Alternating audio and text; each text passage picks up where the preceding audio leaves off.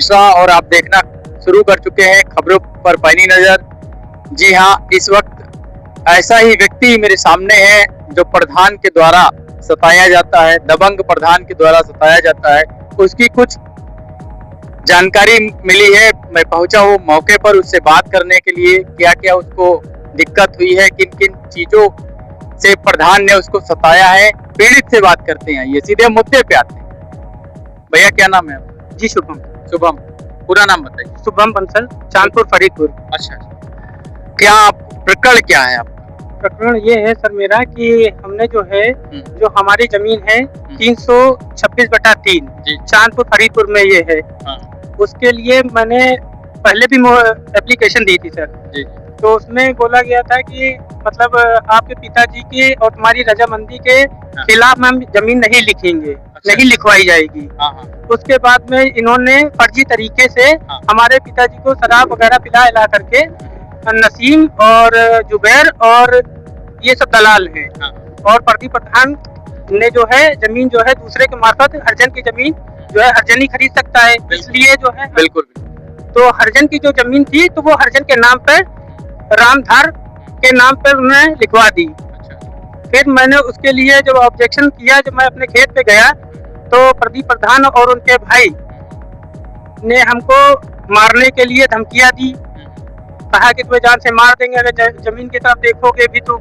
और पुलिस थाना प्रभारी मेरा सब समझ लीजिए सब मेरे घर में है। अच्छा, मतलब ये जो है आपके वहाँ जो दबंग प्रधान है, आपके कहने का मतलब है कि जो दबंग प्रधान है वो हमेशा जो है आपको परेशान करता रहता है। जमीन का जो प्रकरण हुआ है आपका, तो पिताजी ने कैसे लिखवा दिया जो है जमीन? उनका मानसिक संतुलन ठीक नहीं रहता था, तबीयत उनकी खराब रहती थी, थोड़ा हार्ट की भी प्रॉब्लम थी उनके। अच्छा, इस वजह से जो है तो जो भी ये जमीन का जान पाए कि इनके पीछे इतने आदमी लगे हैं, तब आपने किसी अधिकारी को या कहीं पर भी किसी कार्यालय में आपने ऐसी कोई एप्लीकेशन दी थाने में कि थाने में दिया कि जो है हमारे पिताजी का मानसिक संतुलन ठीक नहीं है और जो है इनसे इस तरीके की जालसाजी जो है बना करके हमारी जमीन को लिखवाया जा सकता है, ऐसा कुछ आपने किया क्या? जी सर जी, ये मैंने एप्लीकेशन दी थी। अच्छा, दिखाइए जरा। ये रजिस्टर्ड द्वारा है। अच्छा, मैंने डीएम साहब को एसडीएम साहब को दोनों जगह हमने रजिस्ट्री के 1 महीना पहले दिया था। अच्छा, ये एप्लीकेशन है, इसमें जिला अधिकारी जी को एप्लीकेशन दी गई है। महोदय, निवेदन यह है कि प्रार्थी शुभम पुत्र सियाराम निवासी ग्राम चांदपुर फरीदपुर परगना सदरपुर तहसील महमूदाबाद जिला सीतापुर का निवासी है। प्रार्थी के पिता के नाम भूमि घाटा 5631-042 रकबा 0.51 हेक्टेयर 399/0.088 हेक्टेयर। इसमें और भी डाटा संख्या लिखे हैं। ये है स्थित है ग्राम चांदपुर फरीदपुर परगना सदरपुर तहसील महमूदाबाद जिला सीतापुर में है ये चीजें स्थित। प्रार्थी के पिता का मानसिक संतुलन ठीक नहीं है। प्रार्थी के पिता को बहला फुसला करके शराब पिला करके विपक्षीगण नसीम पुत्र अकबर अली, शेर बहादुर पुत्र छत्तू, जुबैर पुत्र अज्ञात, प्रदीप प्रधान निवासी उपरोक्त ने अपनी दबंगई के बल पर प्रार्थी के पिता की भूमि को लिखवा लेना चाहते हैं और विपक्षीगण प्रार्थी को धमकी देते हैं कि पूरी जमीन लिखवा करके तुम्हें व तुम्हारे पिता को जान से मरवा देंगे, जिसमें प्रार्थी काफी डरा हुआ है। प्रार्थी के पिता को प्रार्थी के पिता को भला बुरा का कोई जानकारी नहीं है। मतलब उसके पिता को कोई इसकी जानकारी नहीं है कि ये ठीक है कि खराब है कि मेरे लिए अच्छा है, जबकि उसका संतुलन भी ठीक नहीं है।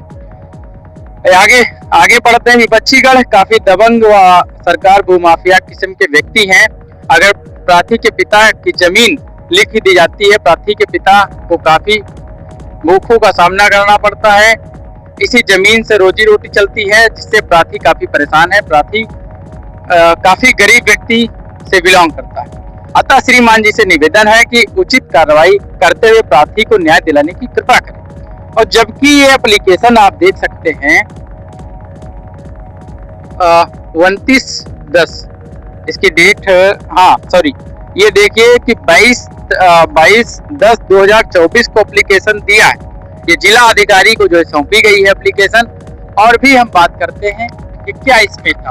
और बताइए, जब एप्लीकेशन आपने दिया तो सरकार की तरफ से, कार्यालय की तरफ से आपको क्या जो है आश्वासन मिला कि क्या चीजें सही होंगी आपके साथ, जमीन आपकी नहीं लिखाई जाएगी, ऐसी क्या चीजें कही गई? कोई कार्रवाई नहीं हुई। अच्छा, लेकिन वहां से जब एप्लीकेशन दिया तब क्या कहा था? किसको एप्लीकेशन ये दिया था आपने? ये हमने डीएम एसडीएम साहब को रजिस्टर्ड द्वारा दिया था। अच्छा, मतलब डाक द्वारा दिया? डाक द्वारा दिया जी। अच्छा, फिर उसके बाद ये जो जमीन लिखवाई गई है 22/10/2024 को आपने एप्लीकेशन दिया था, फिर उसके बाद जो जमीन लिखवाई गई कितनी तारीख में लिखवाई गई? ये तो बैनामा देखना पड़ेगा। ये है कि ये जमीन हमारे एप्लीकेशन के 1 महीने के बाद लिखाई गई। 1 महीने के बाद, मतलब ये 22/10/2024 को एप्लीकेशन गई है और 22/11/2024 के आसपास आपकी जमीन लिखी। जी। फिर ये जमीन लिखवाने के बाद कितना पैसा मिला आपको? कितना प्रधान ने पैसा दिया? किसने दिया? कितना पैसा? कोई पैसा नहीं दिया। हमसे ये बोले कि ऐसा करो, जो पैसा होगा हम दे देंगे तुम्हें। तो मैंने पैसा लेने के लिए इनकार कर दिया। मैंने कहा मेरे बच्चे हैं, मुझे जमीन चाहिए, मुझे पैसा नहीं चाहिए। अच्छा। फिर पिताजी पिताजी को जो है नहीं मिला। फिर पिताजी के साथ क्या घटना? पिताजी के साथ घटना ये हुई कि वो डरने लगे कि घर में जानकारी होगी कि पैसा भी नहीं मिला और जमीन भी लिख गए, तो उसमें तो घर वाले हमें कुछ कहेंगे, इस वजह से उसी सदमे में वो खत्म हो गए। अच्छा, वो मतलब पिताजी भी खत्म हो गए और आपकी जो पूंजी थी, जो 2-3-4 बीघे जमीन थी, वो भी लिख गई। जी। फिर आप कहाँ उसके बाद कैसे क्या हुआ कि आप इतना लेट क्यों हुई है? इतनी 1 साल के बाद आप क्यों जगी, ये चीज बताइए। हमें बराबर उधर से धमकियां मिल रही थी कि अगर तुम आगे कुछ करोगे तो हमारे शासन प्रशासन मेरे साथ में है। अच्छा, धमकी कौन दे रहा था? प्रदीप प्रधान और उनका भाई। प्रदीप प्रधान जो इस वक्त मौजूदा है फरीदपुर चांदपुर के, उनकी वाइफ है। अच्छा, मतलब वो तो हाँ। उनकी वाइफ का क्या नाम है? रीता वर्मा जी, उनके पति हैं। अच्छा, उनके पति हैं जी। तो उनसे कुछ आपकी दोबारा बातचीत हुई क्या? हमारी कई बार बात हुई, पैसा ऐसा देने की बात बोले हमसे कि पैसा दे देंगे। और जो हुआ अपना, जो भी तुमने मुकदमा डाला, और मुकदमा भी मैंने ऐसे ही नहीं डाला है। उस समय मेरे पिताजी की मृत्यु हुई थी, तो उस समय मैं एक पैसे का मोहताज था। अच्छा। मैंने गाड़ी घोड़ा सब बेच बाच करके मुकदमा डाला। उस समय मैं इस स्थिति में था। अच्छा जी। फिर अगर एक जो प्रधान के पद पर जिसको हजारों आदमी चुनते हैं, अगर वो इस तरीके से दबंगई पर उतारू हो जाता है, तो चीजें कहाँ तक सही हैं और कहाँ तक गलत हैं, ये अधिकारी भी देख के बताएंगे। और नाम क्या है भैया आपका? जी, शुभम जी को इस चैनल के शुभम जी का जो जितना ये रिकॉर्ड हुआ है बयान, इस चैनल के माध्यम से मैं जो हमारे ऊपर के अधिकारी हैं, जिला अधिकारी, एसडीएम महोदय, नायब तहसीलदार जी, सीओ, थाना प्रभारी, जो कोई देखे, कम से कम इस गरीब परिवार को न्याय मिल सके। और एक प्रधान पे हो या कोई भी हो, एक आम आदमी, अगर वो दबंगई करता है तो उसको उसी हिसाब से, सरकार को भी उसी हिसाब से चीजें करनी चाहिए, उस पर कानूनी कार्रवाई करनी चाहिए। और ये चेक भी है कि आपके पास? जी। ये कौन सी चेक? एक चेक हमारे पास है। ये हमारे पिताजी ने रुदैन रोड पे एक खेत बेचा था। अच्छा। उस खेत पे उनको पैसे, उन्होंने प्रदीप प्रधान ने बोला कि मुझे कुछ जमीन खरीदनी है। सियाराम जो है, मैं पैसा दे दो, पैसा तुम क्या करोगे, बीमार रहते हो, और मुझको पैसा दे दो, तो मैं हूँ जमीन में ये खरीदने जा रहा हूँ, तो तुम्हें जो है ये इसकी जो जमीन होती है, ये बंजर वाली, बोले कि तुमको 5 बीघा जमीन दे देंगे, मुझे पैसा दे दो और ये पैसा तो तुमको रिटर्न करेंगे। मेरे पिताजी को लालच दिया, तो मेरे पिताजी से पैसा ले लिया। तो मैं जब पिताजी के साथ पैसा मांगने के लिए, जब मेरे पिताजी बीमार हुए, तो मैं पैसा लेने के लिए मैं प्रधान जी के पास जाता हूँ, तो प्रदीप प्रधान जी ने एक चेक दिया। बोलने लगे जाओ अपने पिताजी का इलाज कराओ। 3,20,000 की फर्जी की चेक दे दी। अच्छा, ये 3,20,000 लिखा भी है जी। ये देखो, ये प्रदीप कुमार के नाम से भी है, प्रदीप कुमार वर्मा के नाम से, जो सियाराम बंसल पुत्र बाबूराम को चेक दी गई, वो भी 11/12/2024 में दिया गया जी। बैक डेट में इन्होंने चेक काट दी। बैक डेट में बोलने लगे अभी न तुड़ाना, अभी मेरे पास पैसा नहीं है। बैक डेट की इन्होंने चेक काट दी जी। मतलब चेक पहले काट दी आगे की डेट में। अच्छा। तो उसके बाद जब मैंने वहाँ पर कंप्लेंट किया कि ये चेक जो है इसमें पैसा ऐसा नहीं है, इन्होंने तुरंत रिपोर्ट लगवा दी कि ये चेक गिर गई। तो जब चेक गिरती है तो किसी के नाम से गिर जाती है, नहीं अगर आपको जैसे चेक दे दिया तो फिर कहा कर गिर गई, तब तो फर्जीवाड़ा हो गया। तो वही बात है ना भाई, तो पूरी तरीके से फर्जीवाड़ा। अगर ये चेक सियाराम की थी, किसी अदरवाइज किसी और आदमी को मिलती, वो कंप्लेंट करता कि मेरी चेक गिर गई। पर जो सियाराम के नाम की चेक गिरी है, बिल्कुल ठीक है, तो सियाराम के नाम से चेक कटी है, सियाराम जी के समझ लीजिए हाथ में है। भाई पिताजी खत्म हो गए पर साक्ष्य नहीं खत्म हुआ। बिल्कुल बिल्कुल, ये चीज है, ये प्रज्ञा है।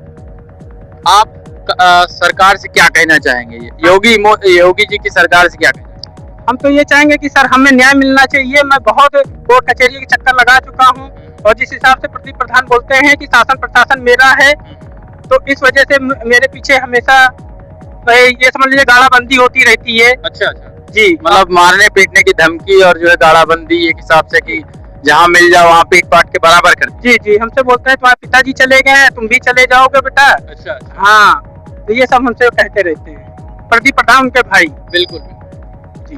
तो देख ही सकते हैं कि आप कितना जो है सहमे हुए और डरे हुए व्यक्ति हैं, जो गरीब परिवार से बिलोंग करते हैं।